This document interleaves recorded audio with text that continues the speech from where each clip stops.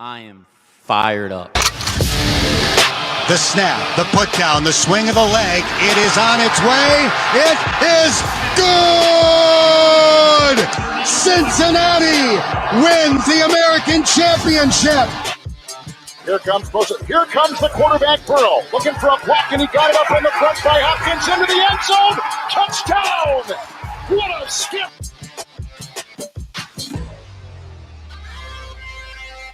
As there's a drive in a deep left field by Castellanos, it will be a home run. And so that'll make it a 4-0 ball game.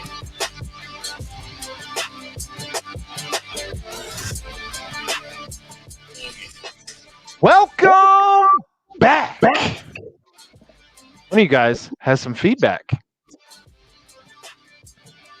But that was interesting. It is another episode of Pardon the Punctuation. I am Aaron Smith, your host, joined, as always, better late than never, best producer in the city, Ed Mayhall, and Jeffrey Howell. Hello. Fellas, we have some big news. And we're still working out some of the details. But we did put a teaser out there this week on the Twitter sphere. I'm not sure if it made it anywhere else, but here it is. I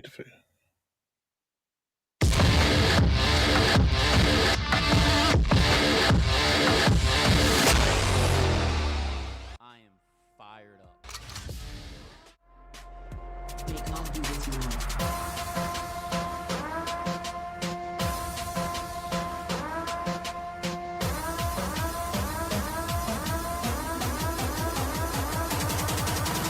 Get up and start down. Let's go. Only listening to this on a podcast as opposed to taking it in on the YouTubes. It is the Pardon the Punctuation logo. I had a stroke there for a minute. The Pardon the Punctuation logo being transformed into a iteration of our future. That's exciting.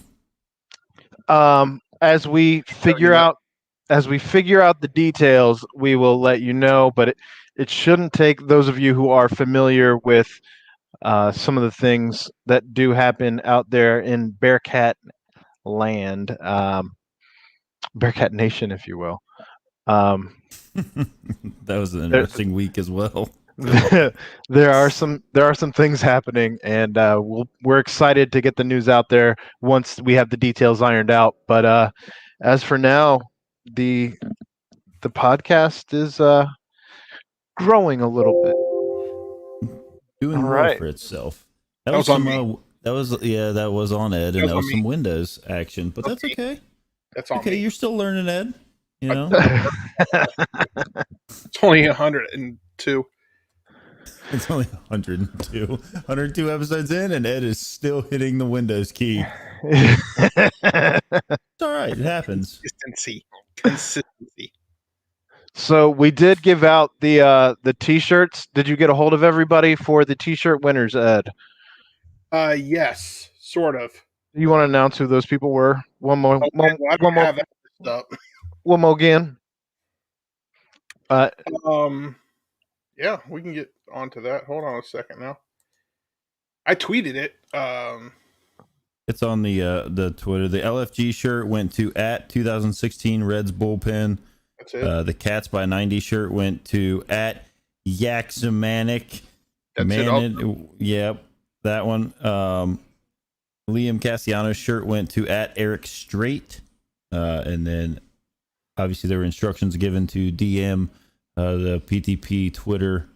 I think Ed probably took care of opening up the DMs so that those individuals could fire off the message so we can get the shirts out to them. Yes. And again, those shirts were provided. 2 of the 3 shirts were provided by @LFG Cincy, local T-shirt business that is growing currently. So thanks to them. As we are discussing news going on around our worlds, I would be remiss if I didn't mention the GoFundMe that has been set up for friend of the show, Chad Brendel, as he is fighting for his wife. Basically, a lot of bad things happen to him kind of all at once. His wife is battling through cancer, trying to beat it one more time. And there is a GoFundMe that he has set up as she just had a 21-day stay in the hospital and trying to figure out some things there. So feel free to, you can find that pretty much anywhere right now on Twitter. I think everyone who has anything to do with Cincinnati sports has tweeted something out or retweeted something out. Or you can just go on GoFundMe, and I believe it's just under fighting for Kelly. Yeah. Actually, just announced 7 minutes ago. Did you see this from Rick Boring? On the Xavier boards or on the Twitter? Tweet. Keep Kelly fighting is what it's under on GoFundMe. An anonymous donor who's willing to match $10,000 worth of donations to the GoFundMe for Chad Brendel's family. All you have to do is donate and put the word Xavier in the comments. Yuck. But it's good to see the Xavier community coming across the divided line for a common good cause. It looks like right now Chad has raised $38,021. So that's just 48 hours too, isn't it? I don't even know if it's been a full 48, to be completely honest with you. I don't know. There's a way to look to see it. It hasn't been long, and it has been very nice to see the very quick outpouring of support for one of our own. So if you can't, I mean, if you don't have it to donate, a share or like whatever to get the message the word out. You can continue spreading it. Works just as well. All right. So first things first, largely because it's going to be one of the last times we probably I'm the greatest. Well, all right. Didn't see that coming. Producer Ed is on one today, Aaron. Yes. Did you just inject caffeine into your veins on the way home from this soccer game? No. What's going on with you? There either. I had a Gatorade there. Not even coffee? Are you drinking Mountain Dew currently? Coffee. No, I not like at this very moment, but just in general currently in your day to day. All right. Well, whatever you're on, I like the energy. But first things first, one of the last times we're going to talk about this, as it is currently on, the Reds. They are on a 4-game win streak because they like to break our hearts, and with 6 games left, are currently entering the game tonight. We're 5.5 games back behind the Cardinals, who I believe have won like 16 in a row, unbelievably. Correct. Which is just outstanding for them, and I hate even saying that sentence. But they can do no wrong right now. And they're up 5-2 on the Brewers right now. So in the 7th inning. Well, because the Brewers, I mean, they can really roll over and not do anything going into the playoffs. They started Brandon Woodruff today, so it's not like they are. I mean, I don't know how long mailing they it left. in. I don't know how long they left him in. They were winning like 2-0, and then it looks like now, obviously, they're not winning anymore. So they probably, maybe they let him run out there. I mean, they did a pretty good job this year of keeping their pitchers kind of light work. Healthy. Yeah, healthy. So, except for when Jesus Christ, get out of here, just leave. I don't know why people downtown just feel like every block they have to rev their engines, whether it's a motorcycle or a vehicle of whatever sort. They all feel like they just need to be seen by anyone and everyone, so they just hit that gas pedal in between blocks. It's the dumbest thing in my life. Was it Brian O'Connor? I don't know. No. R.I.P. Reference. Way to go. R.I.P. So the Reds, like I said, they've won 4 in a row. They're currently down 4-1. Bases loaded in the bottom of the 6th, 1 out. Not looking great for them. I mean, they needed a miracle of all miracles. They needed the Cardinals to obviously lose out their last 6 games and the Reds needed to win out their last 5 games to then tie and have a 1-game playoff going for a 1-game playoff for then a 1-game playoff to then move forward into the postseason. So, as Joey Votto put it, they were not giving up as they were hoping for a miracle. He said that yesterday in his post-game presser after they beat the Pirates in the makeup game. And Castellanos has continued to deliver. He's certainly not given up either, as he's had basically two walk-off dingers. Joey Votto had a 2-home-run game yesterday. I hope whoever's revving their engine gets into a horrible accident with a brick wall. Like, I don't want them to die, but I do not want them to how about we walk just away wish, how about we just completely wish unscathed. that their motor seizes up? I mean, Let's go ahead. I hope their brakes kind of, stop holding them back as they're revving their engine and the car just takes off. I mean, I don't want them to be doing like 60 when they hit this wall, but I don't want their car to be functionable. Functionable? Nope. Damn. I want it totaled. I hate them. God. Aaron is now also on one. This is good, yeah. I haven't had one of those outbursts in a while. I guess I was about to. Yeah. I just don't understand. It's still happening. Yep. Is it the same car, or do we have? It's clearly the same car. Yes. There's not dueling people being asshats in the streets out here. It's just one. Can you call a non-emergency, or? I don't know. Maybe No. Jeff can call this one in. No, literally nothing will happen for that. So We got a 1020 on this 406. that's ridiculous. So anyway, the Reds' hopes may be all but lost at this point in time. And it's unfortunate because it was a roller coaster of a season. It seemed like Jesus. I mean, I don't know why people are the way that they are. It's still continuing.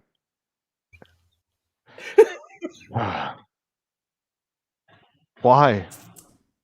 Just why? It sounds like they're finally moving anyway. So yeah, it was a wild ride. It was a roller coaster of a season. They would build us up just to let us down. Something about Buttercup, baby, somewhere in there. But yeah, Buttercup, baby, won't you feel me? I don't know what you're eating, but good for you. So, I mean, do you have any hope in this Reds organization as they go into an off season full of questions around names such as Nick Castellanos, Wade Miley, Tucker Barnhart? Look, I'm sure I'm forgetting Nick Senzel. Here's the thing: you have to pick up the option on Wade Miley. You got to. It's like I would agree. It's like $10 million. Well, and right? friend of the show, Clay Snowden, put that on Twitter just this week, where he was saying, Lodolo and Hunter Green, while they are close, there is no guarantee that they're going to be in the majors right away come next season, and B, ready to be in the majors at any point next season. So, but you have to pick that option up. He was good for you this year, right? And really didn't show many signs of like slowing down. I mean, obviously, like every now and then he did get hit a little bit, but I mean, he had a great year. It didn't feel like the last year of Bronson Arroyo. Yeah. If you want a point of reference, Right. The last year of Bronson Arroyo, we saw maybe more of those 7 to 12 run stinkers by him, as opposed to having 1 or 2 nights where he did that in seasons prior. But Wade Miley, I don't feel like we really saw one particular start where you looked at it like, I don't know if he's still got it. He just seemed to have something in the tank always. Yeah.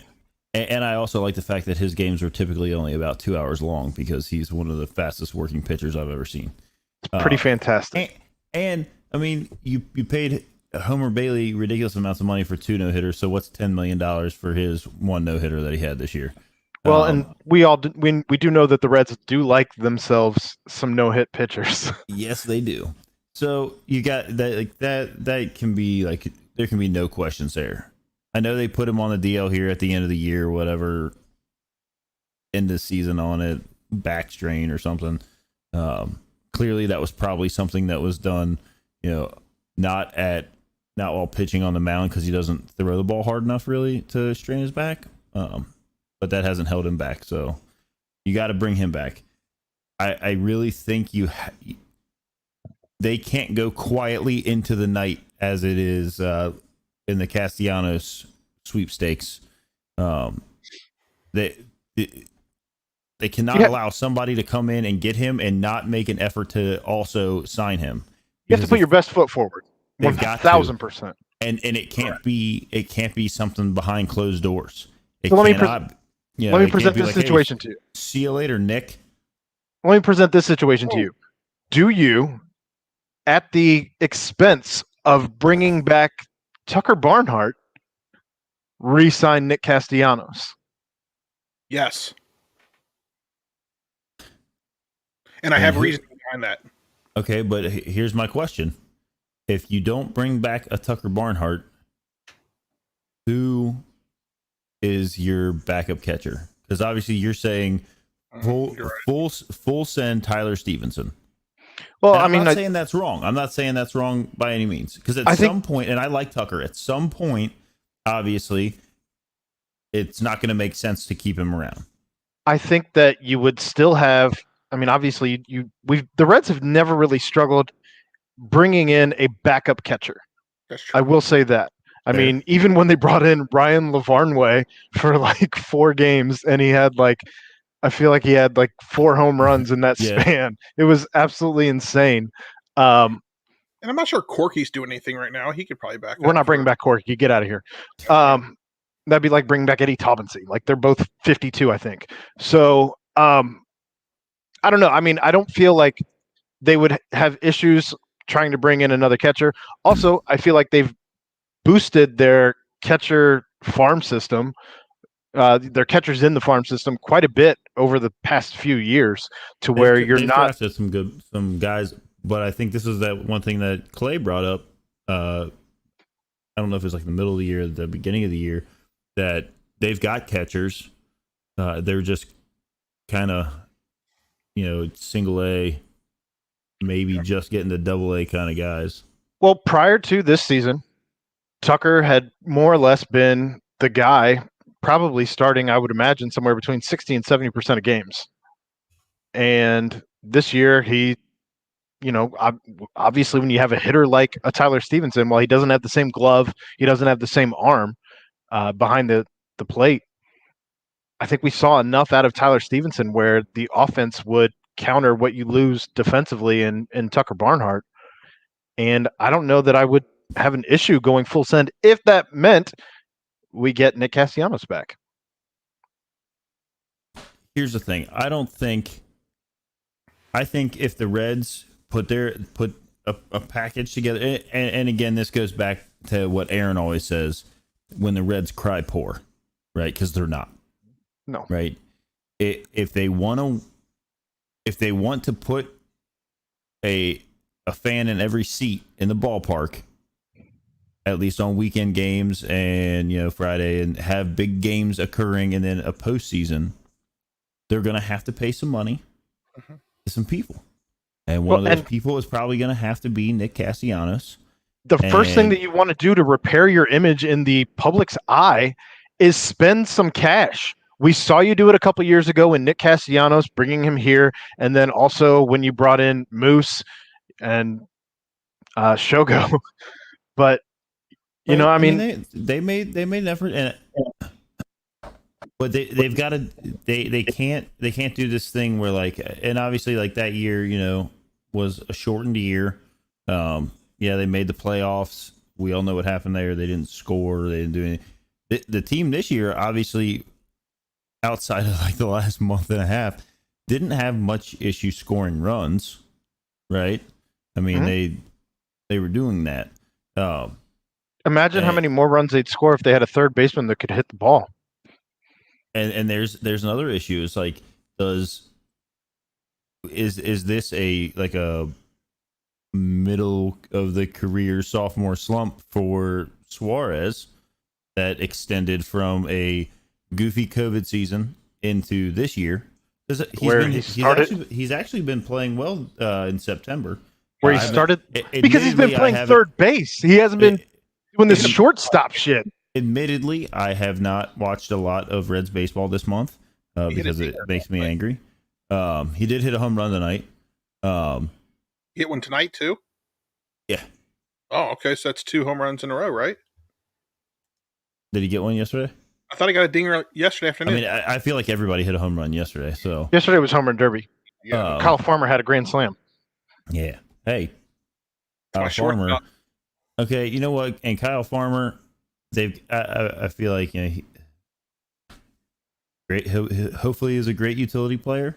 I mean, he spelled Cincinnati Reds shortstop. I did go back and watch our podcast from like back in I think it was like March somewhere, and there was like a little preview thing, and we went down the depth chart that day, and literally Kyle Farmer was like number 2 at every position that we had, outfield, infield.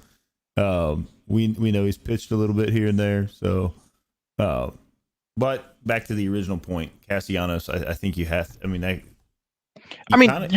You could still. I mean, I know we talk about how these contracts are not going to be easy to move. I have heard some grumblings about potentially Shogo going back to Japan next year.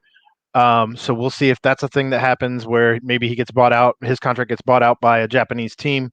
But if you can clear that contract, if you don't bring back Tucker Barnhart, if you can somehow package a deal that involves either Moustakas or Suarez, I don't necessarily care which one. I never want to see Asdrubal Cabrera back here with a Reds jersey on. I'm still not certain that he has a hit at this point in time in his like 40 or so games as a Red. It's absolutely mind-boggling why he's still on the team.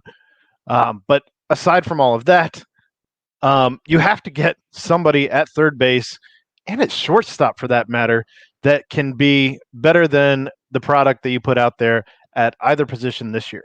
And that's not a knock on Kyle Farmer. I just feel like if you are trying to build a championship contending team, you have to have somebody better at that position than Kyle Farmer. I would agree. I mean, I think Kyle Farmer. I stood up for him, said like that's the guy. I know there was that's my shortstop kind of thing, but like, I mean, when you look at it, you gotta see some improvement there if you want to make noise into the playoffs, right? Yeah. And you've third base.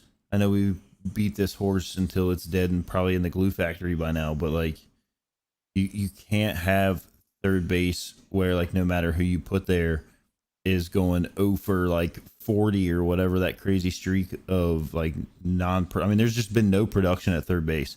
Now, is Moose maybe a better option if he doesn't get hurt and sit out for however long? We'll have Winker back next year. Hopefully he doesn't get hurt again. I mean, obviously you have to have a lot of things fall into place and keep everybody healthy. I just don't know. It comes back to ownership in the front office, and we talked about it at the beginning of the year. Like there was nothing done at the beginning of the year for the bullpen. Imagine how many of those games where the Reds there was like some crazy stat at the beginning of the year where like the Reds had been leading in more games in the 7th inning and then blown them than any other team. I mean, it was crazy. And if it hurt to watch, if say you win, those games at the beginning of the year, maybe you're not in the position. I mean, I realize the Cardinals have gone on some kind of crazy devil magic, whatever people want to say. I mean, when you rattle off 16 and it looks like they're going to get their 17th in a row, like that's hard to fend off. I think the Reds could have put themselves in a position to fend that wouldn't even matter. Schilt sold his soul to the devil. Let's be completely honest. I don't like that guy. No one does. I think I dislike him more than I ever disliked LaRussa. That's a bold statement. I just don't like the way he looks. He has a punchable face. I will say that. So, Ed, I feel like you were trying to make a couple points as we were talking through some things, and you never could quite get in. But do you have anything that you want to add to any of those things? My just reasoning behind keeping Castellanos is because I feel like him and Votto pushed each other this year, and I think that's why we saw Votto go on some hitting streaks. Obviously, And Winker, Castellanos, for that matter.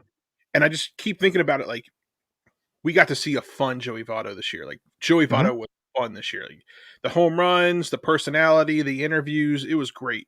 We don't have very many more years of that left. Like, how old is Joey? Like 38? 38. 38? I mean, that's almost 90 in baseball years, right? And I mean, here's, he's like, but like here's our the age. here's the big like, ooh, is if the universal DH comes around next year, Yeah. Can you then keep Tucker and Stevenson, and then sometimes have Stevenson be your DH or Winker be your DH or Votto DH? I mean, I know if Votto's playing, he's going to want to be at first base, and I don't blame him. He probably still, that hasn't really been like costly having Votto out there this year. So, but I think long term though, a universal DH obviously extends a career of someone like Joey Votto. Well, and I know we said earlier too, a name that we forgot to mention here through all of this. Jonathan India, I think, is going to win the Rookie of the Year. If he doesn't, that is a travesty for baseball. Yeah. But I also want to bring up Jose Barrero, who I know that we say that we want to see better shortstop than Kyle Farmer, and I think that you potentially have the guy, which allows you again to make a move at third base if you already have your shortstop. At that point, I mean, if you're able to bring back a Castellanos, if you're, I feel like we have depth pretty much everywhere, except even at third base, we have depth. It's just not good depth. It's horrendous depth. Yeah. And my other reason behind signing Castellanos is when Joey does, retire, it'll probably be within the next 2 or 3 years or whatever. He could be the leader guy, that take over Joey's spot. They push each other for the next 3 years. Hopefully, maybe we win a World Series because they're pushing each other. But then it's like a natural transition into Castellanos being the leader. I also see, and this is the part where maybe I shouldn't have said that I would give up Tucker, because I also see Tucker kind of being a leader in that bullpen too, because that guy shows a lot of emotion. He shows a lot of heart. So I don't know. He hit a pop-up the other day and snapped his bat in half and then stuck it in the ground like it was center field. Well, as long as I know Nick Castellanos says that he wants to be somewhere where he can win. The Reds going to have to they're going to win. Well, the Reds have 6 more games left, and currently they are 7 games over 500, so they do finish the season with a winning record. So at least there's that.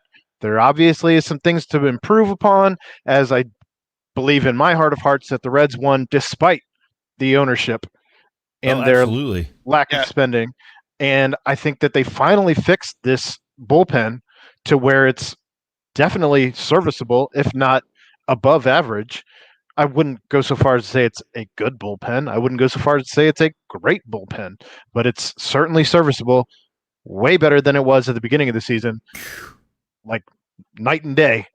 And again, I think it's above average. But that all said, you still have some missing pieces, and there is a black hole currently at third base. Well, I mean, I think it comes down to, and I know we talked about this back when the Reds were it seemed like they were losing every game. I think they were like 8 games under 500 or something. I mean, they were down. And we talked about and Castellanos and Winker were still having their great seasons going on, and obviously Castellanos had a great season all the way through. So did Winker, but he got hurt. And we talked about it then, and it was like one of these things where it's like, Reds, the front office and management are going to have to go to Castellanos and say, listen, if you sign back here, if you take the third year of your contract here, you take this last year, keep it at keep the contract maybe what it is, maybe bump it up a little bit, whatever. but we're going to spend money and we're going to go after these guys to fill this in. We're going to make the effort, because if they shouldn't have to do that. It should already be known. Right. They did this to themselves. They put themselves in this agree. position by not doing that and crying poor. Right. No, absolutely. You're right. But I'm just saying, like, you can't have a guy like Castellanos who has been open about the fact that everywhere he's gone, it's been with a loser. Well, right? This year they haven't been losers, and it was an exciting season. But again, they won despite ownership. Right. But still, I think his definition of winning isn't just ending the season with a winning record. You know what I mean? Like he wants to be in the postseason. He wants to have a shot at it. And if that means, going somewhere else because he doesn't feel like the front office is all in, and obviously I have like no inside knowledge of anything that he's thinking, or this is all based off interviews he's given in the past. I couldn't blame him. I think you just have to hope that. I think you just have to hope that he's built strong enough relationships with the guys here that he wants to win with them. I think that's your only hope. That's your only hope. Yeah, and then you got to think, like, I mean, he's got that snake in the grass agent. Boris. That's because everyone has Scott. Anyone who's worth a shit has Scott Boris as an agent. It's like, oh, that guy. But what are you gonna do? I certainly hope to see him back. I think we all hope to, the entire city. If you're a Reds fan, think about the fact that, like, even casual Reds fans, like people that just go to the ballpark to be at the ballpark and hang out with their friends, like they would love to see him back. There's that going on. His brother, obviously, we've had him on the show. Ryan's a great dude and has started kind of that whole park ballers thing. I'm sure he would like to continue that push and growth of his stuff while I mean, those all the people that are involved in that, like, obviously there's some people involved in it more than others, but they still, I mean, they're going to games, they're putting it out on Twitter everywhere, then you got the Wade Miley fan club. I mean, there's been a lot of fun and exciting stuff built around this, and ownership needs to notice it. Well, I think they did. Drop I mean, the bag. They gave the Wade Miley fan club a discount. They gave the Wade Miley fan club a discount ticket package thing for every time Wade was pitching, which is like, it's crazy. So they noticed it, right? But That's they need definitely to now something act on it and go with what Ed said. Drop the bag. Not like anything they've ever done that I've ever seen. That was just kind of wild. Right. I've never seen anywhere where they've been like, this is, Bruce's bleachers or like anything. Right. I mean, they haven't embraced really anything like that. So it was nice to see that. Now we need to see some more. We need to see some actual action in the off season here, which it's going to be a telling one. What you got, Ed? One time I went to a Denver Nuggets game and I sat in the Kenyon corner. But anyways, besides that, I think I'm actually in the minority here because I almost didn't hate the re-signing of okay, my mind just went blank. The 2-year re-signing of David Bell this week, because we were talking about winning despite of ownership. I think David Bell won despite of ownership this year too, and he made of some offered. He did make some head scratching calls at certain points, and I don't blame him. I don't blame very much of anything on what he did with the bullpen that he had available to him at any point in time. You can only work with what you got.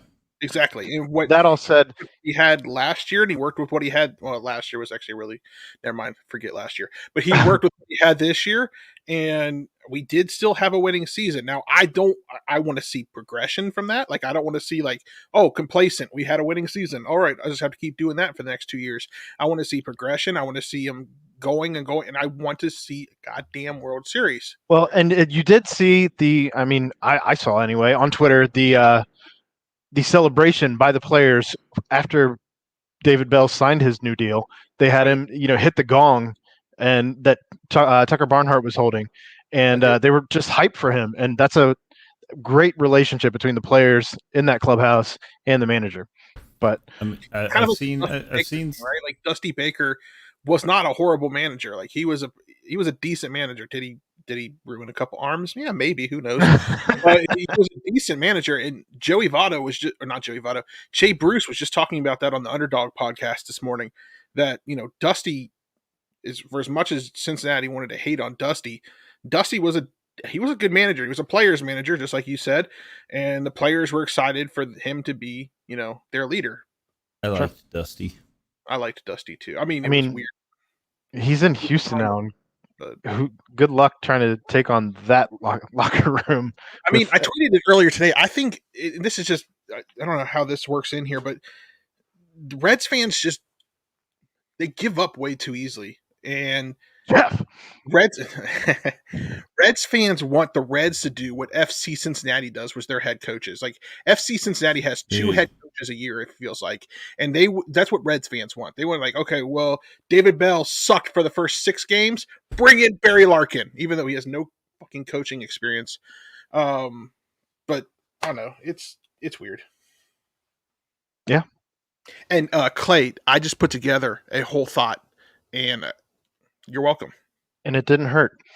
So, anything else you guys got on the Reds before we are close to closing the book on them and their season? I'm sure there'll be maybe one more week to talk about it, but I can't imagine until they start making off-season moves, which we're a couple months away from any of that happening. No, I'm just, cautiously optimistic that they will attempt to build on some of the momentum. I mean, obviously, the last month and a half has been reverse momentum, but I'm just hoping that they will, make an attempt, an honest attempt, and maybe even put a lot of it out. Surprise they're doing. Us. Yeah. Do better. Reds to do during the off season. I want them to drop the bag, and I want them to figure out this Bally whatever sports deal so that I can watch freaking games again. I think, and that's not really the Reds. So that's Bally Sports. They need to develop their standalone app. A standalone app. I'll pay whatever. So their graphics, their TV graphics suck too. Like it all. I'm not gonna be able to watch because I'm within the viewing area. It all just needs to be revamped. And baseball in general should do better about allowing fans to watch games, period. The end. I mean, I would pay a pretty good amount of money if I could have the MLB app and watch whatever game I wanted to watch whenever I wanted to watch it. It shouldn't matter whether you're watching it in, the MLB app in the area or not. Like, just unbelievable. But in any case, let's move on. The Bengals played a game against the Steelers this week, and for once, it didn't feel like the Bengals playing the Steelers. Throwing some stats out at you. Ben Roethlisberger, who I think we can all agree is dead, looking rather washed up, was 38 for 58 with 318 yards, 1 touchdown, 2 picks, both which came from Logan Wilson. Well done, sir. Their rushing game never really got off. 15 carries, 45 yards. Ben had one of those carries for 5. Najee Harris had the other 14 for 40. The leading receiver for a team that features Chase Claypool, Juju Smith-Schuster, Eric Ebron. Those are probably your biggest names here. Najee Harris actually led all receivers with 14 catches, 102 yards.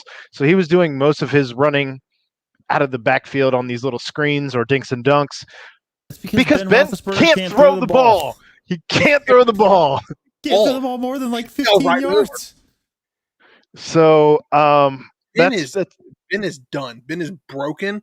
I can't believe the Steelers looked at Ben after last year and said, "We want to bring you back on a restructured contract for longer."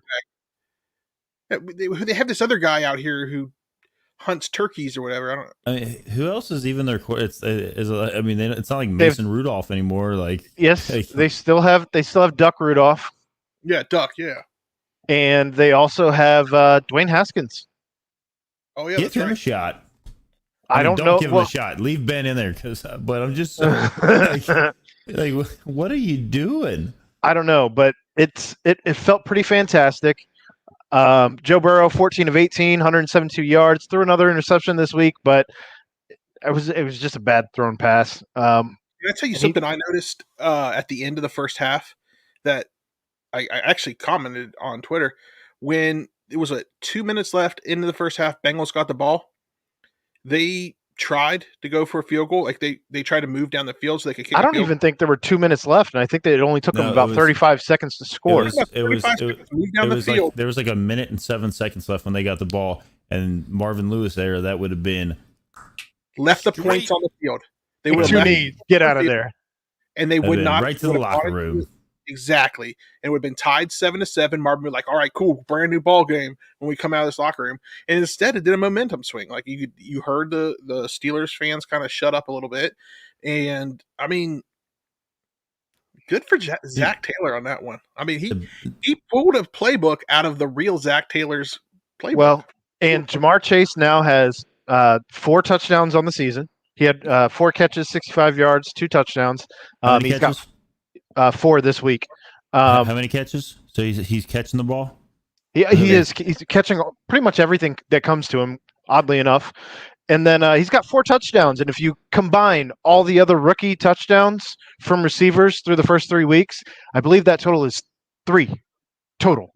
Whereas Jamar Chase has 4 already by himself. The touchdown catch that he made at the end of the half, where literally just ran past his defender, and he's always running. Joe dropped a dime, but he reached out and he caught it the back half of the ball with his fingertips. But he doesn't. He drops everything, right? Oh yeah, I forgot. That's what I was told. Well, apparently, at least until the lights come on. Right, and then they asked. Well, he was sandbagging, is all it was. He just wanted to But then they asked him like, of your first 4, like, what is your favorite, touchdown so far? Which one? And his answer was the second one against the Steelers, the short one, because it showed that he could go up against a pretty good cornerback, which I think it was Joe Hayden maybe was covering him on that touchdown. Also kind of old. And he got a little bit of separation across the middle there, and Burrow hit him right in the hands. Which Minka Fitzpatrick had a PFF grade of 39.5, which good job trading a first round pick for that. I'm not listening to anything about PFF grades. They dogged on the offensive line again. Well, that sounds about right. Par for the course. Even though, can we talk about hometown hero Jackson Carman out here just bulldozing people? Dude, the Bengals in general bullied the Steelers. Which, I know we saw them win a game against the Steelers. Their last game against the Steelers last year. Smiling quarterback like this. with a quarterback who truthfully didn't belong out there, but got the job done nonetheless. And here we are, we're bullying them with a quarterback throwing for 172 yards. We only ended up with a grand total of 268 yards of offense compared to the Steelers' 342 yards of offense. The Steelers had the ball for 35 minutes. We had the ball for roughly 25 minutes.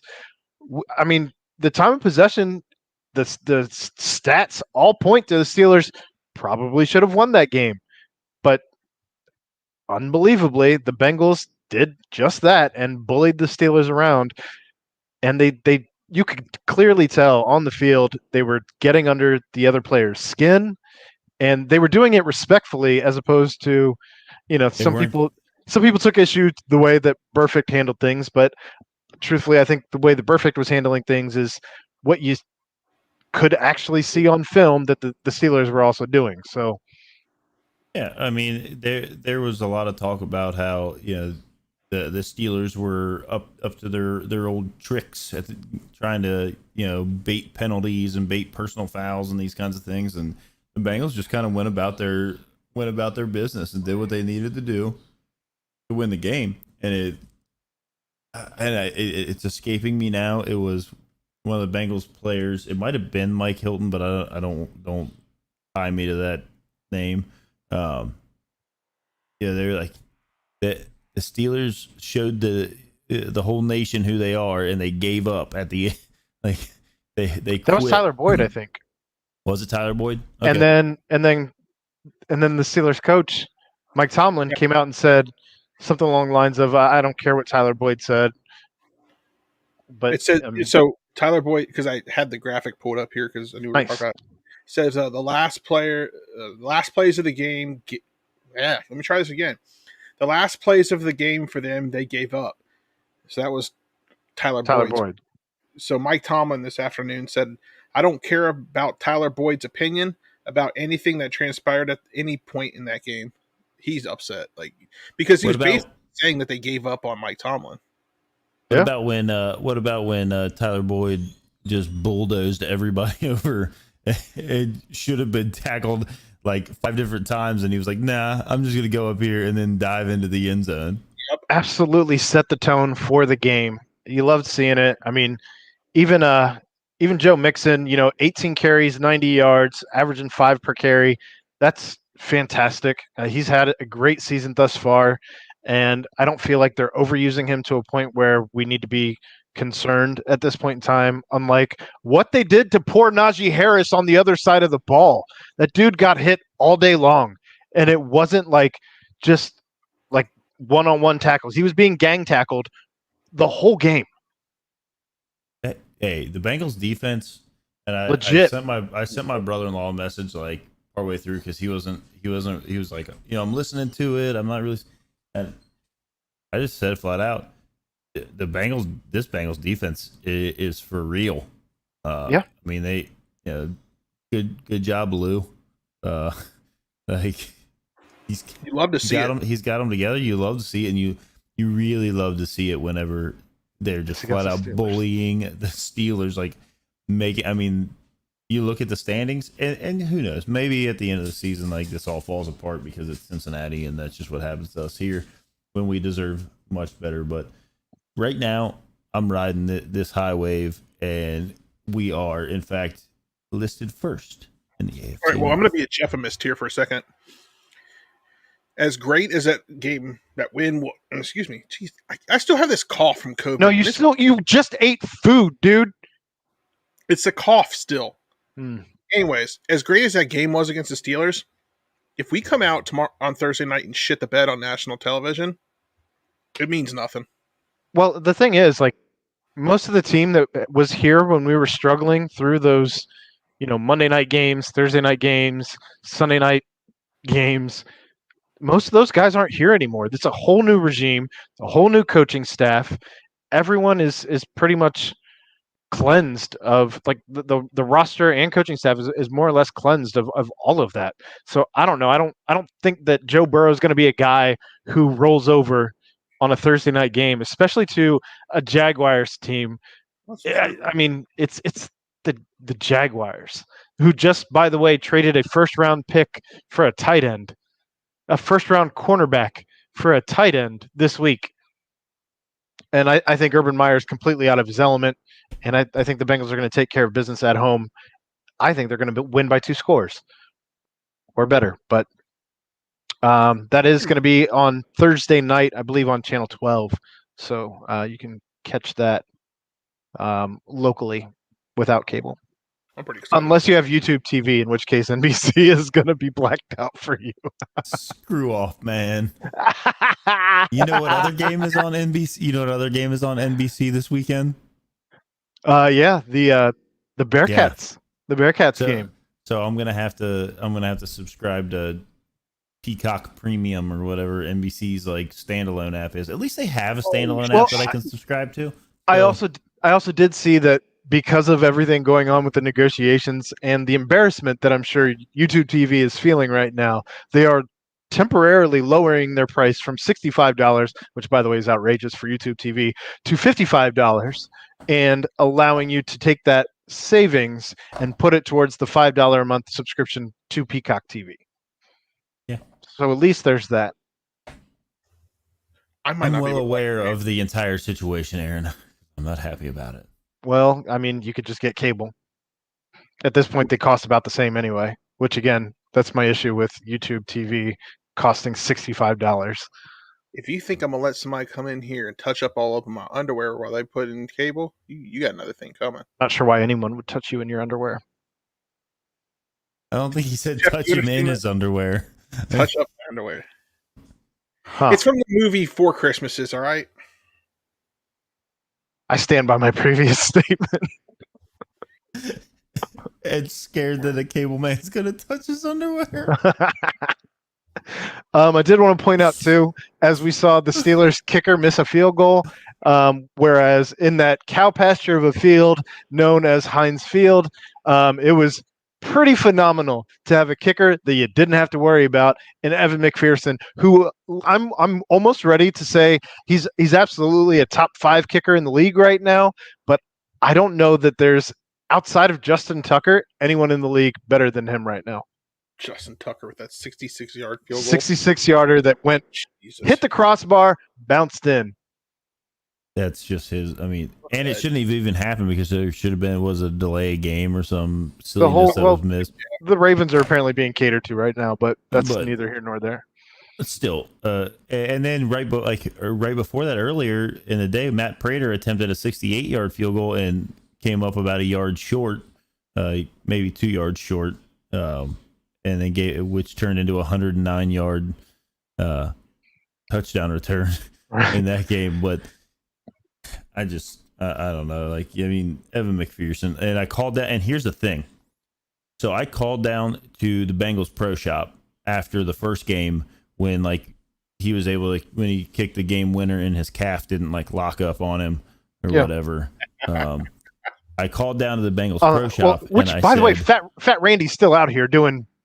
He's doing very well kicking this year. He's still kicking. Way to go. I mean, good for him.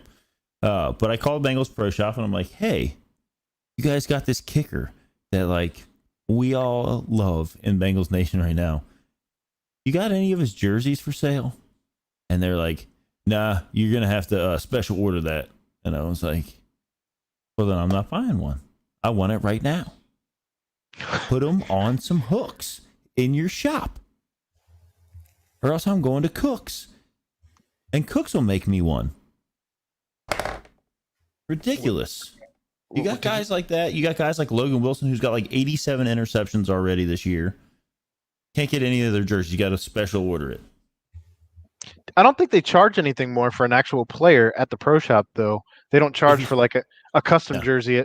I think they charge the same as they would for any other player jersey. They do. But, I mean, I understand the economics behind it. They're not going to sell 1 million Evan McPherson jerseys until he kicks a 67-yard field goal and sells it. Nick Kirby's out here. If you aren't following Clay, I highly recommend you do. We've been saying that for the last 4 years. Well, thanks for that interruption. Sorry. I love you, Ed. Clay's on their show tonight, isn't he? Oh, do they have a? I thought the Late Night Reds was a Wednesday night thing. Or is it last night? Or is it tomorrow? Hold on. Clay's in here somewhere. He said next week. Next week. He did say that he's not coming back on our show. Until I formulated a thought, which I did tonight. He's welcome. Right. Well, there it is. That was Ed's entire motivation for finishing his dinner so that he was able to make a red statement. This is really the first meal I've eaten today. Thank you very much. Excellent timing on it. Way to go, Ed. I'm sorry. I went to go get a slice of pizza at the soccer game. They didn't have any slices of pizza left. It was that or a pretzel that had tons of salt on it, and I did not want that. So do you like having your pretzel covered in salt, or do you like not that? I mean, I don't like a lot of salt on the pretzel. I like to dip it in mustard. I like to scrape a ton of the salt off and leave just several pieces of the granular salt still remaining on the pretzel and dip it in cheese. I mean, I like to have a little bit of salt, but not a lot. Right. I don't want a lot of extra crunch. Right. Exactly. And then I prefer a good like a real spicy mustard, real spicy, maybe with a little horseradish in it. Oh yeah. It's a good point. There's a time and a place for a pretzel and cheese. Ed, That's did you just classic. Macho Man? Ooh, yeah. By the way, did you know there's a Slim Jim shortage? I sure didn't. There's a no shortage way of that Slim Jims Ed, and there's Jerky. 77 different flavors of Slim Jims at the BP right down the road. Okay, well, you better check again because I went to the Circle K up the street to get a water before Parker's game on Sunday, and somebody inside there was like, "Hey, y'all ain't got no Slim Jim," and she's like, "There's a Slim Jim shortage," and I'm like, "Oh, damn, really?" Okay, that's just the excuse for not having restocked their shelves at your I don't know, local there's- Circle K. There's an aluminum shortage. I did know that, and there's like 57 ships off on the coast of L.A. or San Diego, wherever it is, that they can't get in because they're not allowed to dock their ships until they have trucks ready to go for their entire cargo. And since nobody wants to work or drive right now, trucks that is, that becomes an issue. So here we are. So are we having a moment of silence for Ed's lack of Slim Jim? Is that I don't eat Slim Jims. I don't eat Slim Jims. Oh, all right. Well, I don't eat Slim Jims. oh, fair enough? he's not going to be one of the reasons for the shortage of Slim Jims. Didn't see that coming. No, I didn't. By the way, either. Jeff, I'm getting a pellet smoker. Carrie, your pretzel, salt or no salt? No salt, mustard or cheese? That's because she's from the freaking West Side. What did you say? Oh, okay. So no salt, cheese, except for when she's pregnant. Then she wants mustard. Listen, I'm here for that. It's pretty much how I called it. So, oh, there he is eating dinner again. All right, excellent. We've lost Ed for the next 2 to 3. All right. Oh, and he did start the show off. We were just talking about it. He did start the show off giving us his best Eli Manning impression, by the way, with the double middle fingers. So that was last night. Oh yeah, that was pretty fantastic. So Why you did had Eli do it? Why did Eli do it? Yeah. I wasn't watching. I haven't looked into it. Those broadcasts are great. they said they're taking a month off of them. Really? Probably because they're in trouble because Eli had double middle fingers. Maybe. I do enjoy them when they have like the players on, and even like they had Pat McAfee on last week, and it was hilarious. Like, Yeah, I would but rather listen to that than the people who are on commentating the game on. I feel like you love Pat McAfee enough that you'd give him a sponge bath if he was in the hospital. He had to wait too long there. The Consider it, answer's probably yes. not. I would consider it. Do you not watch the Pat McAfee show or listen to it? I don't have enough hours in the day for all of that. No, Gosh, dude, I just got around to starting to listen to the BBP. I don't. Yeah, and it was like 2 hours and 42 minutes, and I had to wake up at 3:00 this morning to watch it, listen to it. I was up at 3:00 in the morning too, working on the 3D printer. I was up as well because And I sent both of I you the struggle to message sleep. about the BBP, and no one responded. I was in the middle of listening to it. I Okay. thought about it and just didn't. I And was then playing. Okay. I was playing Fair. video games. I listened halfway through last night, and then when I was painting the deck this morning, I listened again. Well, so you bring up the BBP, and I think this is a fair time to transition to the fact that the Bearcats have a game this week on do they? Saturday at 2:30 p.m. Eastern Standard Time against Brian Kelly and the Notre Dame Fighting Irish. Oh, would you say that that's a big game? It's a Or- big game, yeah. Number 7 Cincinnati against number 9 Notre Dame. After they just beat Wisconsin, it was gross that we were all rooting for Notre Dame to beat Wisconsin. Well, I mean, you kind of had to get the maximum benefit out of the Correct. potential win this week. Right. So here we are coming up on what we argued last night is maybe the biggest game in Cincinnati's history. You keep So I listened to the BBP. Obviously, I've said that now 5 times. correct. When that I was going to actually pose that question and then preface it a little bit, but so my answer to that was I didn't even know he was still on the team. AG? My answer to that was the Pitt game. right? Which I think Chad brought up last night. A lot of people do forget that was not a postseason game of any kind. It wasn't a championship game. It was a regular season finale that became a de facto championship game because of the standings. Correct. Whatever. That game propelled UC sort of on the trajectory. Obviously, they were rising before that, right? But that game, that win, that sent them into the rankings and then into the slaughter that was the Sugar Bowl that year. I still think that game is a bigger, because here's the deal. If they beat Notre Dame, right, they still, that doesn't automatically put them anywhere correct at the end of the season, right? So they still have to take care of business throughout the rest of the year. Like 7 more games. Yeah. Right. So they still, and yes, are they probably favored and probably should win those games? Yeah. Right. Like I don't know that there will be any more that will rise to the level of, the one that's coming up this weekend.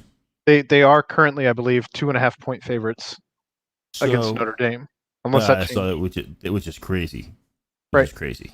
To think about, like, if you would have told me at any point in my lifetime that like UC would be playing at Notre Dame Stadium and would be favored, like, but I still think, and maybe it's because of the fact that like I was able to watch that game and like I have a lot of like connection to that game as far as like the rise of UC football.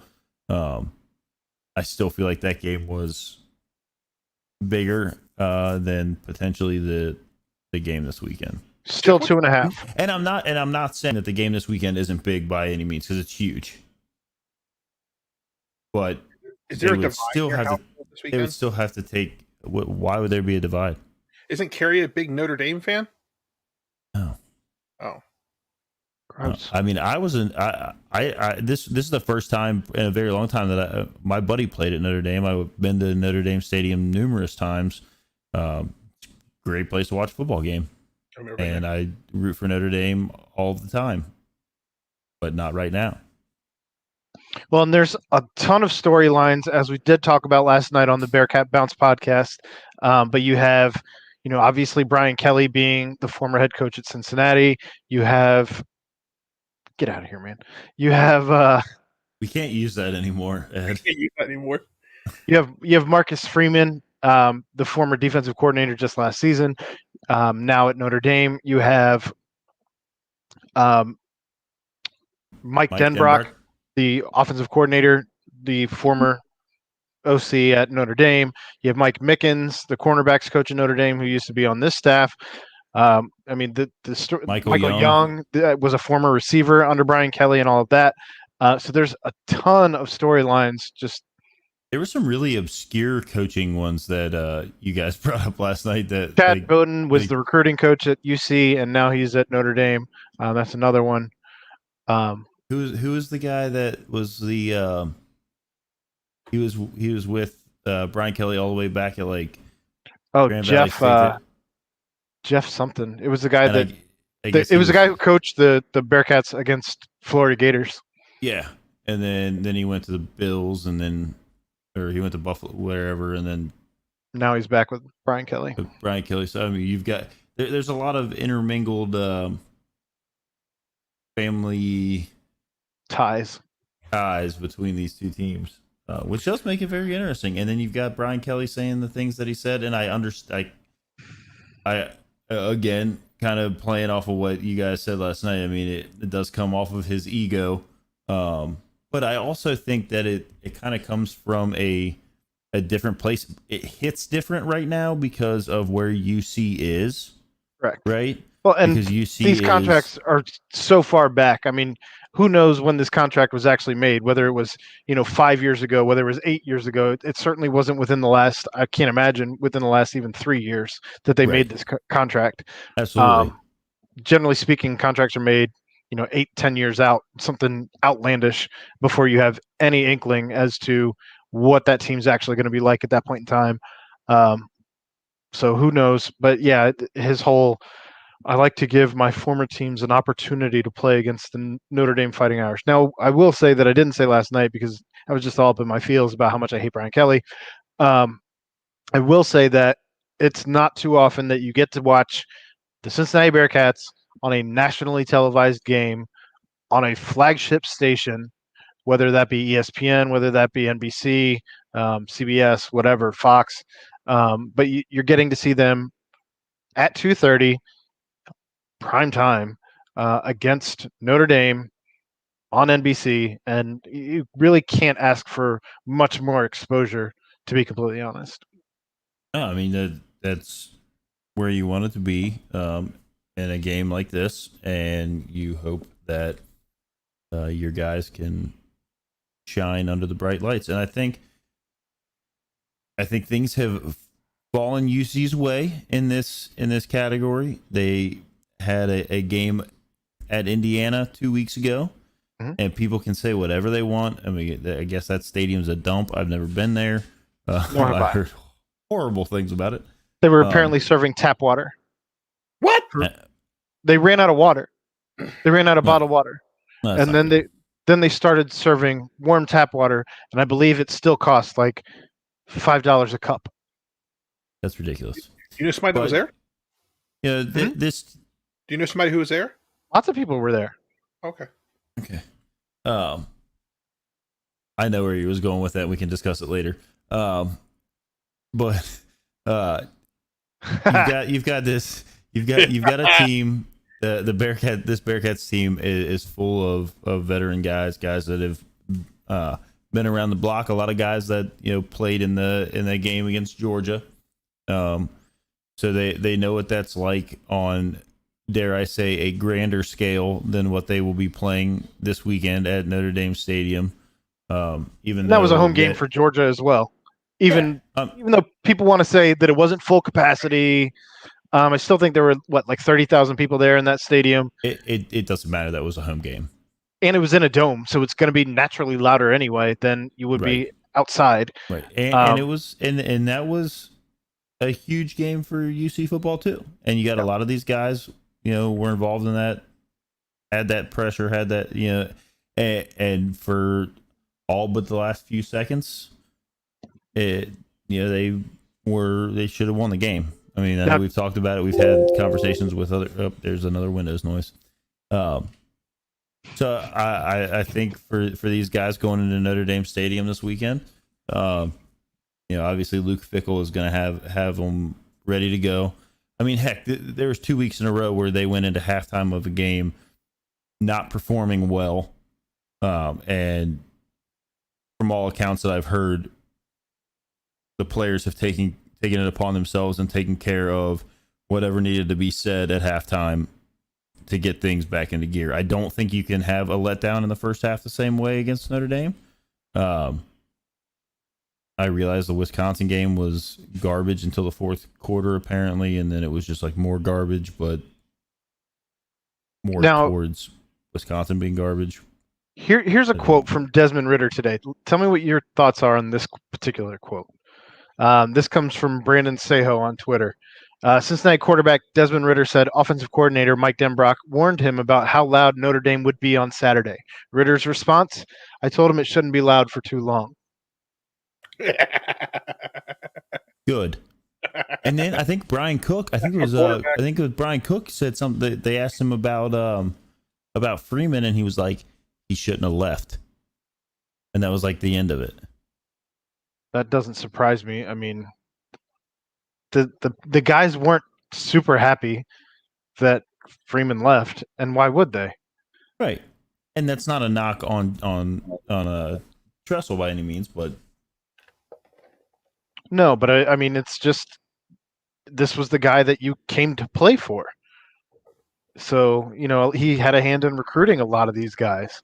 And now to see him go to Notre Dame, who you have to play this year, just kind of sucks. I almost wish he would have gone to LSU. Right. You look perplexed, Ed. McAfee wants to do a virus scan. Pat?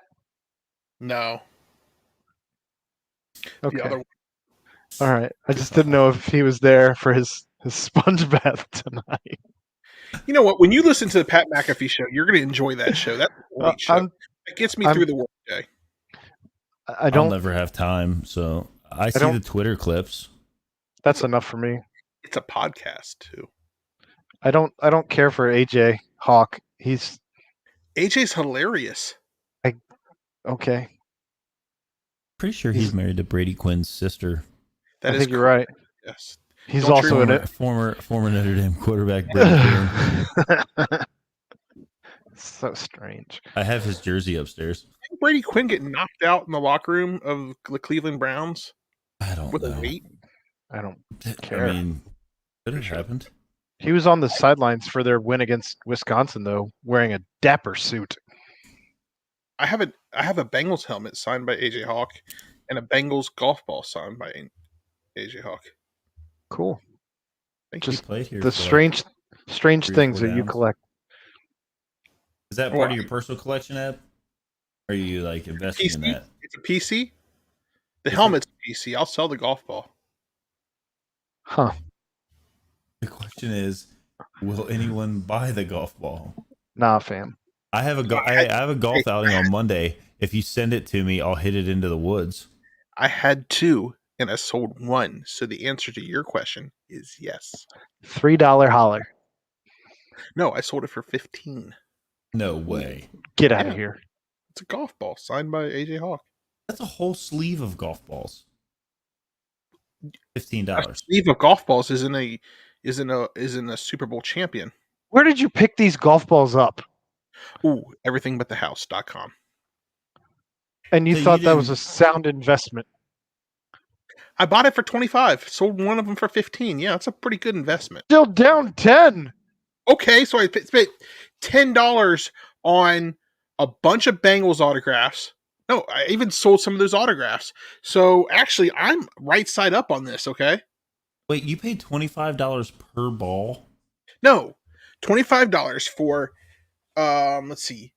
I think it was 6 8x10s autographed. One was Zeitler, the other one was Jeremy Hill, and the other one was Geno Atkins, and then there's another one, I can't remember who it is. 1 helmet, mini helmet, signed by AJ Hawk, and 2 Bengals golf balls signed by AJ Hawk. Reds have officially been eliminated from the playoffs. Sad panda. I think we all saw that coming. Well, the Cardinals also won, No. extending their streak to 17 wins, which is Yeah, Cardinals. absurd. it's ridiculous. But yeah, the Reds also lost to the White Sox and are officially out of the playoffs. That's sad. Moving on to Ed's horrible investment. Ed, I need you to send me that golf ball so that I can hit it into the woods on Monday. No, So there are some things on this basement that were a horrible investment. That was not one of them. where's your Matt Latos picture? That It's was hanging on the horrible. wall. Oh, I sold that for $25. If you remember at the garage sale last year.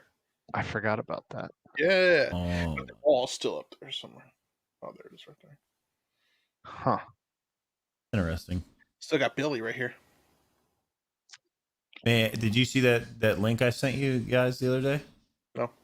It was a YouTube video called Billy Hamilton, A Menace on the Base Paths. I did. And See. it was just like all of his like stupid fast steals and just everything else that he was able to accomplish on the base path.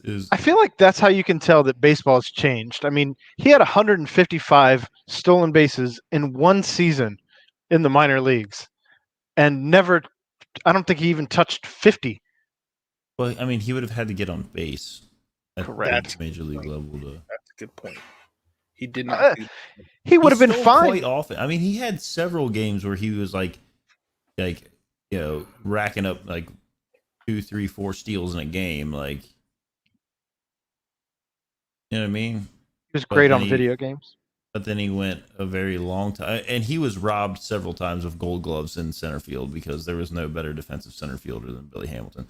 Because Which means he was robbed of millions of dollars. That's what that Yeah. translates to. Yeah, he still had a cannon for an arm, and I mean, and it was accurate, so that's also important. And he covered obviously a ridiculous amount of ground. But Mo That's Egger another- just said 26 seasons without postseason advancement. Reds fans deserve better. I agree with Mo. I'm here for championships. All right, Bob. Show us what you're made of. Money. Bob. Money. I don't even care. I don't even care if he sells the team at this point. Just spend some money. Quit crying poor. By the way, I'm 100% in the same boat you are with Mark Cuban buying the team. Yeah. Yes. That would be wild. It'll never It'll be ideal. Approved, but Ideal. How do we get Bob Castellini to go on Shark Tank? All his interest. I've got this idea. It's crazy, but Wow. how would you feel about investing everything into 100% ownership of the Cincinnati Reds? Except can you imagine that Shark Tank? They're like, this is not an invention. What is this? He's like, they'd "No, have to this is-" film it at like 2 p.m. because he's not awake. He's an old man who goes to bed at like 8 o'clock after he eats mashed potatoes. With our Oh, luck, man. the lady from the home shopping network would buy him. Not It would still probably be better. fair. So what do you think? We're going to go back to the UC game because that's what we were talking about, and that's That's what fine. I think I want to We talk got about. completely Anyway. sidetracked. Yeah, I know it happens. You know, Howard. what key? Let's see, two keys to victory that you think are important, and list them in order. Running game and defense. Disagree. Okay, go for Okay, it. why, Ed? What the hell is going on up there? I don't even have a dog. Why is that door opening? Maybe I should check that out. Why do I say that? Because Yeah. we need to make sure the defense is shutting down Notre Dame, right? We don't want them going on a scoring run. And I think if we get to keep the ball on the ground, that's pretty good for us. We got some good running backs. We can still play the air raid game if we want to. But I think if we can depend on, if we can count on the running game, I think that just bodes well for us. Like, do you think you think that they should do that to just kind of try to control the clock by running the ball a lot? I don't even know if it's necessarily controlling the clock. I think it's just I get scared sometimes when we throw the ball, and it's not just the Bengals. Like, it's any team that I'm rooting for. I get scared when they throw the ball. We're Because when talking that about the ball's Bearcats. That's what I said. He said any team, He I said, said yeah. but he Said did not say to- he did mention Bengals first for some odd reason. I don't know why I did. I think because I wanted to say even the Bengals, but that's fine. Okay. When the ball's in the air, you can't control it. I feel like when the ball's on the ground, okay. So maybe it's a stupid take. I don't know. But no, you actually had decent Yeah. reasoning. Thank you. Someone call Clay. This has been the most that you've contributed on a show in some time, and I'm here for it. Good job, Thank you. Ed. Thank you. Go ahead, Aaron. Desmond Ritter is my number one, and it's gonna start. I said this last I know night. you said it last night, so I knew you were going to say it, and I should have gone I didn't first. say it. I know. I was gonna let you go first if you wanted to, but No, it's okay. Ed. Desmond Ritter. I mean, it starts and ends with him. He can't come out and go 3 and out in consecutive drives to start the game off. Going to have to get something going, even if it's just a couple first downs, even if it's moving down the field. You can't just be stale on offense. So I pretty much gave that take last night. So if you want to hear more about that, you can hop on to the Bearcat Bounce podcast. But the other one is that I didn't mention last night is going to be defensive pressure in the backfield. And I think that can be whether it is the quarterback or whichever quarterback that may be, because they're not sure if Cohn's going to be playing or not. But you also could have that with the running back there. And the more that they're able to disrupt going on in the backfield, whether that be at the handoff, whether that be kind of shutting down some of those RPOs, whether that be just putting pressure on a quarterback who was sacked like a whole bunch during that Wisconsin game. I think was it Akron is the only team that has given up more sacks than Notre Dame? I believe that was the stat that we gave last night. Yeah. I think that was old Brent on the stat machine for that one. But yeah, I think it's going to come to defensive pressure, and because we already know the defensive backs are going to do their thing, and as they do week after week. Okay. Fair. Obviously, I got upset because you said Desmond Ridder, but I think that's kind of the easy answer. Desmond Ridder, because running game. You're welcome. yeah, he. I mean that is your quarterback, right? So like your quarterback doesn't play well, then obviously like things can get ugly pretty quick. Although our defense has shown that they can be out on the field for damn near the entire game, and it doesn't affect their production whatsoever. So I don't know what kind of robotic force they are. Well, they rotate the defensive line an awful lot, right?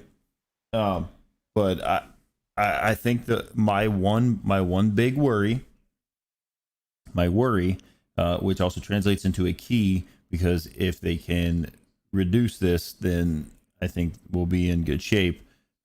Is we cannot have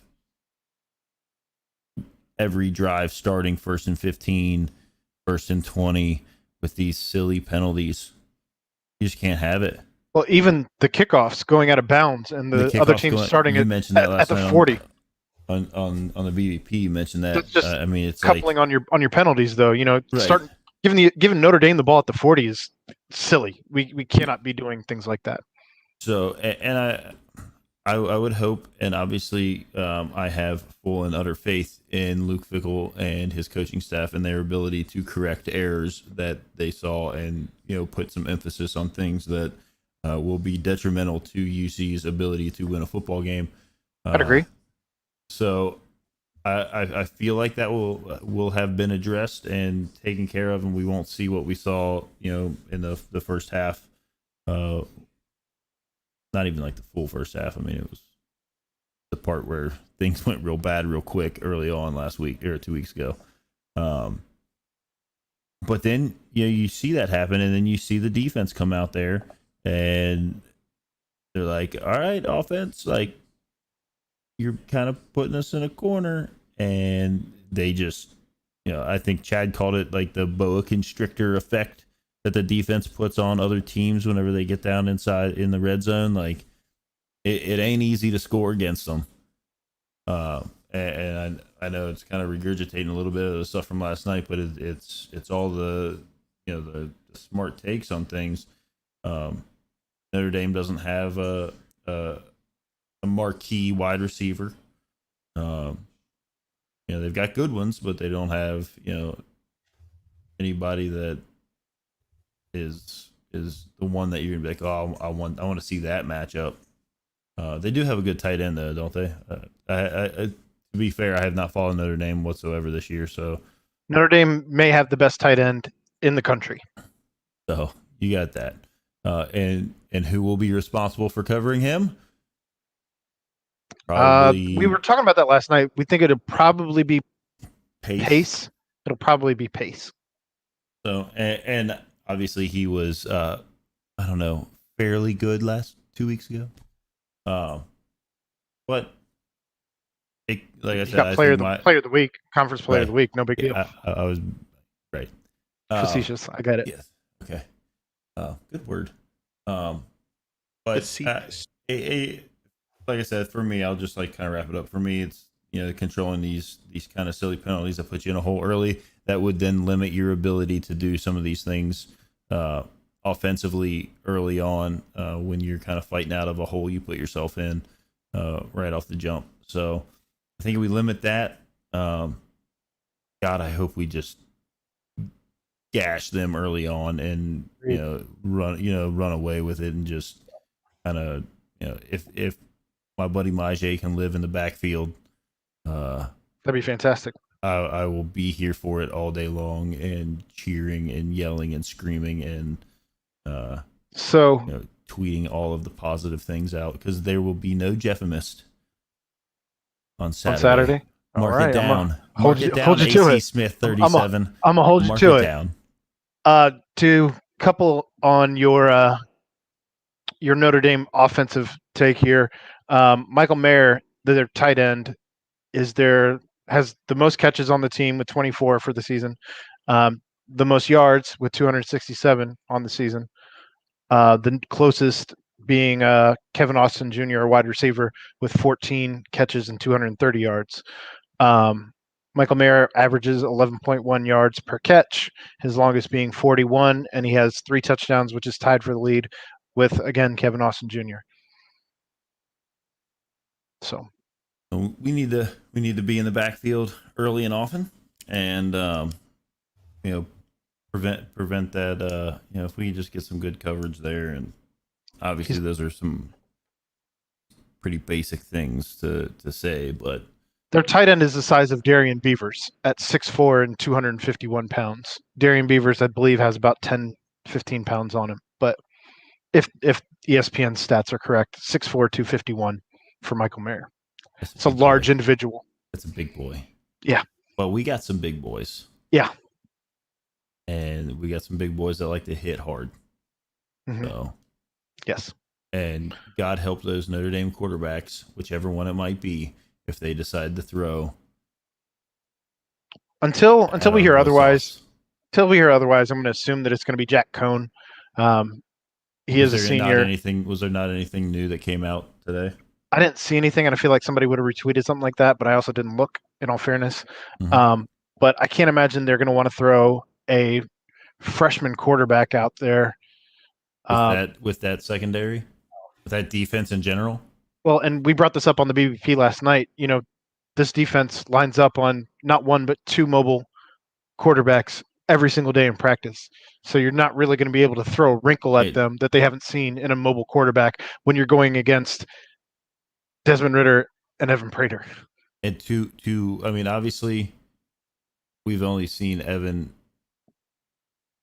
briefly in some games, whatever. I watched him quite a bit in high school, like a lot. At Wyoming, right? At Wyoming. So I've seen what he's capable of there, and I have no reason to doubt that he's still capable of doing those things. So, that just kind of backs up your point that there's not really a wrinkle that can be, it's not like these guys every day are going against, a drop back passer that stays in the pocket and throws the ball, and that's all they've ever seen. And, they got to try and stick like a wide receiver or running back there to simulate a mobile quarterback. Right. They just see it. Jack Cohn in 4 games has been sacked 19 times. So he is averaging in 4 games nearly 5 sacks per game. And if you add the 1 sack that Drew Pine, one of the backups, that he was also a freshman quarterback. If you add his 1 to that 19, there's your 5 sacks per game. So I would love to see this defensive line just live in the backfield, eat all day. Yeah. Oh, please just and that also. Can you imagine how red how red Brian Kelly's baked potato face would be if he just was getting sacked all day long? I don't want them to gain another yard. Remember the Titans reference? What were you going to say that I interrupted you on? They remember the night that they played the Titans. Cats. Actually, use that line. Cats. Actually, use that line on Parker in the year that I coached soccer, Aaron. So I'm gonna tell a story real quick. So our very first game, the other team just blew us out of the water, and they were doing like airplanes and stuff every time they scored. It was stupid. They should have stopped. I was getting a little angry at their coach. Anyways, we got to play them again. What age soccer was this? Was this like 3? 5 or 6? Yeah, he was like 5 or 6 years old. No, he's 7 now. So it was like 4 years old. Anyways, I got about to punt a toddler. No, coach, because the coach was like encouraging him to do the airplane. The kid knows how to do airplane. Anyways, so second to last game of the season, we're playing them again, and we're up by 2. And there's like 2 minutes left on the clock, right? And I'm like, They're not coming back here to score. And at that age, you don't get goalies, but you can have 2 defensive players play back. So I call Parker and this kid who was not Parker, but this other kid who's a beast at defense. I call him back and I go, boys, that ball does not get past this line for the rest of the game. Do you hear me now? And like it was just like the Just like the movie, huh? just like the movie. Huh. And guess what? That ball did not get past that line, and we won the game. And then I did the airplane around the field. No, All right. You airplaned on 4-year-olds. Not on the 4-year-olds. Weird. So, do you have any more on the Bearcats and Notre Dame?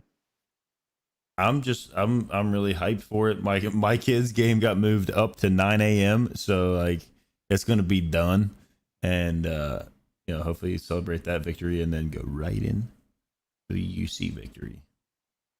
Well, I'll probably watch whatever noon games are on, but What time's the game? 4? 2:30. 2:30? Michelle should be coming home from Hammond's at that time, so I should be able to eat some. And I think watching Chad and Tony Pike are having their thing down at was it The watch Cincy- party. the Down watch at- party. Down at the Holy Grail. Holy Grail on the banks. Yep. If you're so inclined to go down there and partake, I would if I didn't have the boys. I think Aaron will probably be there. I might.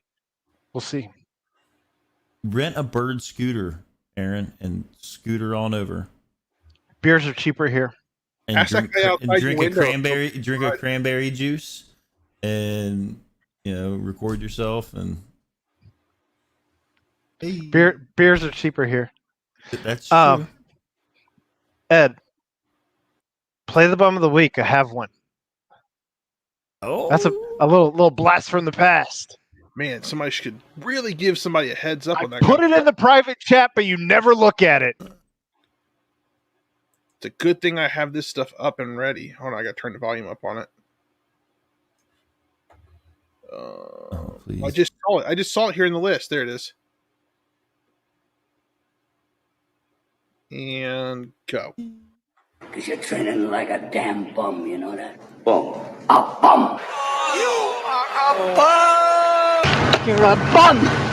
And that's all you'll ever be. A bum. Well, that hurts, man.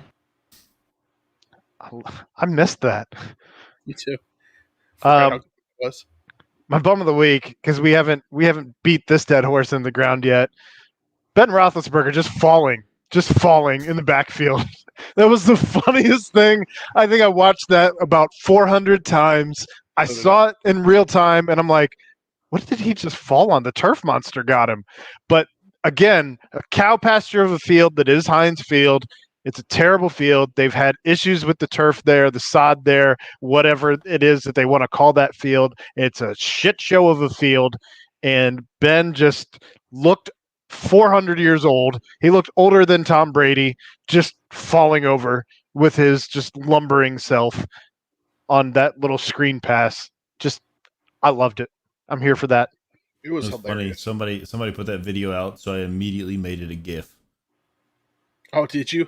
And It then should be. Then I tweeted it back out for everyone to enjoy forever. You can watch it on a loop of Ben dropping back, going to the side, and I like you said, who knows what I mean, it didn't really look like his foot got caught in the turf. Like it No, just he looked like just fell. He just like his battery died and he just like fell over. He's just like, oh, that's too bad. Like somebody go out there with like a shovel and just scoop Big Ben up and take him off, and it's hilarious. It is a funny clip, and it will now live on forever as a GIF. And I have it on my phone, and I like to watch it if I'm feeling bad. My bum of the week is Dwight Howard.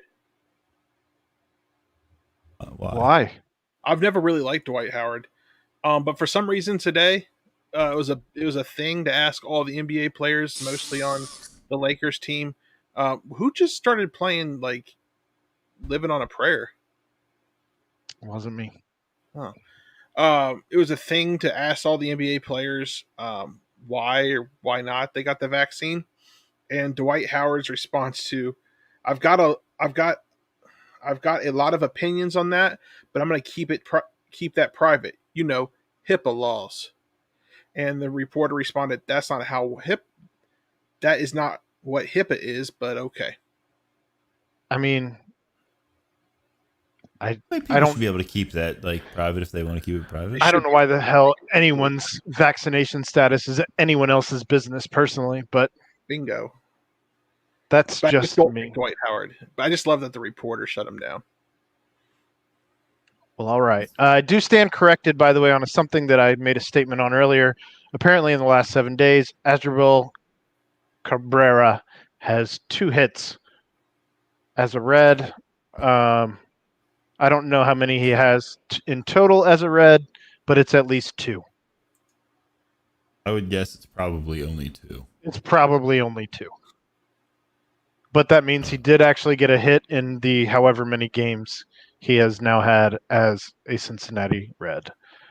Both those two hits apparently came during the home run derby on Sunday. Oh no, that one wasn't a home run. Yeah, that was the 9-2 win. But that was 5. He was 2 for 5 that day. So I do stand corrected.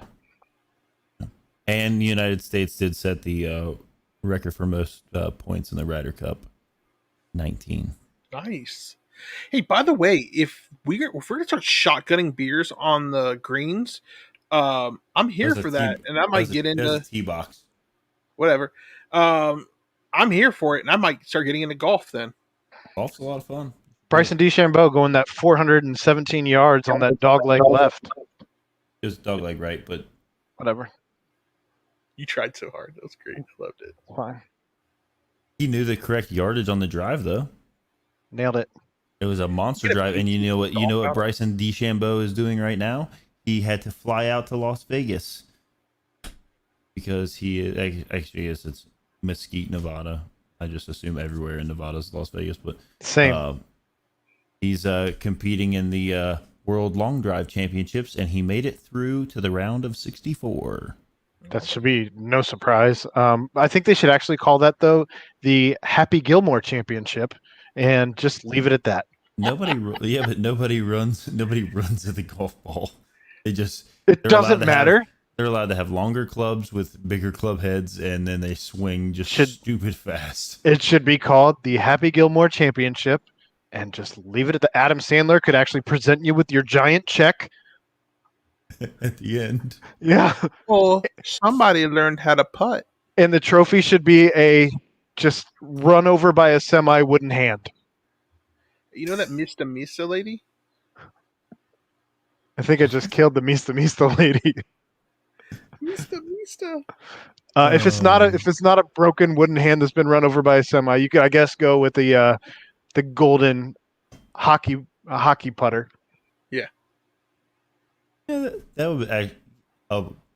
I think I like that idea. Awarding a golden hockey putter for a long drive championship with a giant check, also, because why not? Maybe is Bob Barker still with us, or is he dead and gone? Ed. He's. Did you say Ed or dead? I said Ed. Just saying, we may be able to still squeeze some life out of the. He's still with us at 97 years old. Why did that sound like that? Huh? Did that sound like it was in a bucket? What? No. I don't know, maybe it's just my headphones. Oh, it's my headphones. He's still with us at 97 years old. Oh man, there's so many images of him on my computer screen right now, and he looks like a marionette. Poor guy. Oh my goodness, yes he does. I'm not certain that he hasn't been stuffed and is on strings at this point. But weekend at Bernie's style. Who's older, him or Betty White? Probably. I think he is. But I don't know. This whole thing is now. It's gone off the rails. This is where we are. That's usually what we do. Betty White is 99 years old. Oh wow. Wow. We usually get on this part of the punctuation train and drive it right off the rails by the end of the show. Right off the rails. And I'm here for it. And apparently, so are some other people that Betty are here Betty for White it. looks to be in better health than Bob Barker. I will say that. Bob Barker may be a vampire, actually, as well as a marionette. You know, I also, this week, never thought that I would see one Chad Brendel tweet out a Rihanna gif, but Here we are. So I saw that too. Under his umbrella, Ella, Under my All right. umbrella. So that was another episode way off the rails of Pardon the Punctuation for my good friends Ed Mayhall, best producer in the city, and Jeffrey Howell. I am Aaron Smith, and I guess we'll see you next week. goodbye. Ba-da-ba.